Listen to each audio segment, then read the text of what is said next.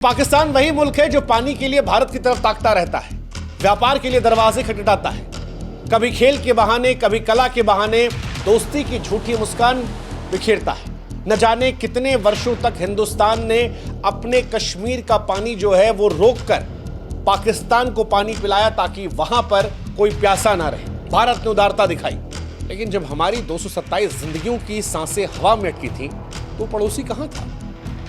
Lahore ATC का वो ना का जवाब सिर्फ एक जवाब नहीं बल्कि पाकिस्तान की हकीकत का आईना है। जो मुल्क 227 मासूमों की जान से खिलवाड़ कर सकता है वो दुनिया को इंसानियत का कैसा पाठ पढ़ाएगा? जिसके लिए बच्चों की सिसकियां, बुजुर्गों की दुआएं और परिवारों का भविष्य महज एक ना की कीमत है, वो भाईचारे की बात कैसे कर सकता है? और पाकिस्तान ये कोई पहली बार नहीं कर रहा। हम बेवकूफ हैं जो पाकिस्तान के बारे में सोचते हैं कि ये बदल जाएगा, लेकिन अब दुनिया को भी देखना होगा कि जिस पाकिस्तान को 227 जिंदगियों से कोई लेना देना नहीं, क्या हम उसकी मदद करेंगे?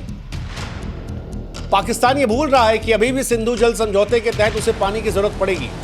आज हमने कहा है लेकिन डैम नहीं बनाया है, और जिस दिन हम डैम बनाएंगे पूरा पाकिस्तान प्यास से मर जाएगा। हो सकता है हिंदुस्तान एहसास करता कि ठीक है, चलो थोड़ी रियायत कर देते हैं इंसानियत के नाम पर, मानवता के नाम पर, लेकिन पाकिस्तान वो भी डिजर्व नहीं करता।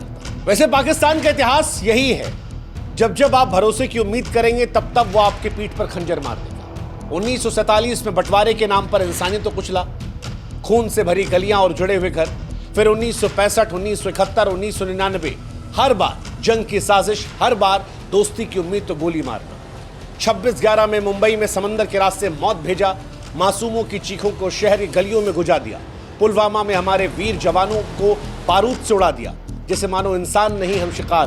पहलगाम में जो कुछ किया उसे देखकर दुनिया शर्मसार हो गई। और अब पाकिस्तान के पास एक मौका था प्रायश्चित करने का, मौका था हिंदुस्तानी लोगों को बचाकर दुनिया को एक संदेश देने का कि ये पाकिस्तान में भी इंसानियत कहीं अंदर जिंदा, कहीं वो बदलने की कोशिश कर सकता है। लेकिन पाकिस्तान ने बता दिया कि वो बारूद का गुलदस्ता है, अगर आप उसकी तरफ बढ़ेंगे तो सिर्फ आपको दुख मिलेगा। पाकिस्तान वही देश है जिसने कश्मीर को बंदूक और बारूद की जमीन बना रखा है। दुनिया जानती है हाफिज सईद जैसे आतंकवादियों को यहां वीआईपी ट्रीटमेंट मिलता है, लादेन जैसे आतंकवादी यहीं मारे गए, यहीं पर बैठकर रोज हिंदुस्तान में साजिशों की प्लानिंग की गई।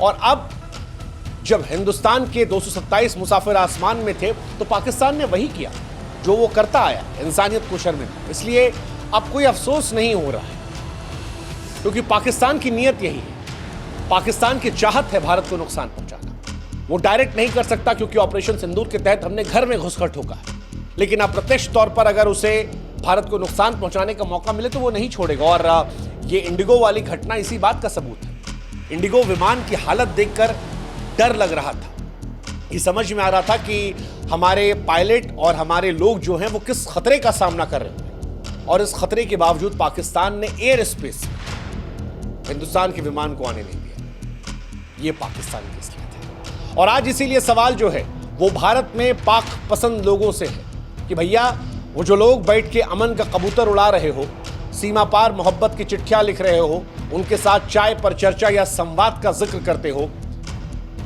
ये सच्चाई देख लो इंडिगो वाली। ये इंडिगो की फ्लाइट की तस्वीर देखो, ये जो आगे उसकी चोंच टूटी हुई है, ये बता रही है कि जिंदगियां कितने खतरे में थी। और ये सच्चाई तमाचा है, इतना जोरदार कि अगर आपके अंदर भी जमीर जिंदा होगा तो आज टीम टूट